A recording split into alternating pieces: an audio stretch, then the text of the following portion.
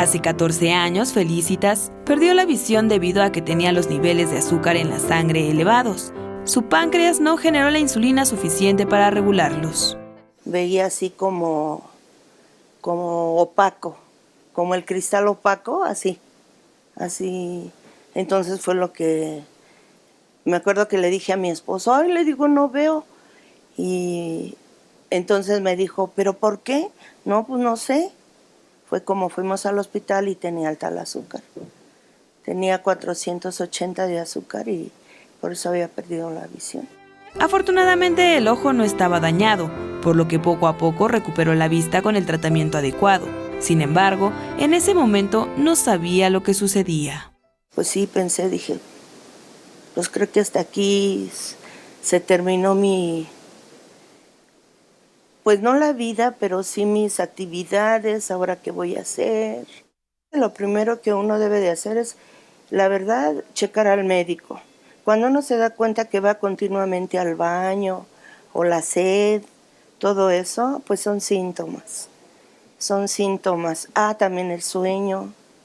O sea que de repente estás viendo tele y te quedas dormido y eso. Son síntomas, ¿no?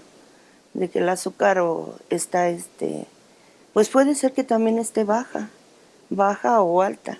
La diabetes no solo le ha cambiado la vida a ella, también a sus hijos, quienes ahora son más cuidadosos en la salud. Como que hemos hecho más conciencia, porque yo creo que la diabetes, bueno, aparte de ser genético, uno es inconsciente, o sea, hace uno las cosas, pero no piensa uno en las consecuencias. Hago caminadora, hay un aparato que toda la mueve, o si no, aquí en el parquecito, me voy a caminar un rato. Para llevar controlados los niveles de azúcar, Felicitas se inyecta 3 veces al día insulina, con lo que puede llevar una vida normal con algunas limitaciones.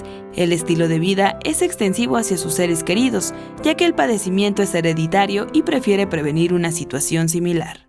Lo que debemos de comer, las porciones sobre todo, los horarios, la actividad física, y ¿cómo se llama? Y lo que se debe y lo que no se debe comer. Con imágenes de Manuel Hernández, Iraíz Morquecho, 21 Noticias.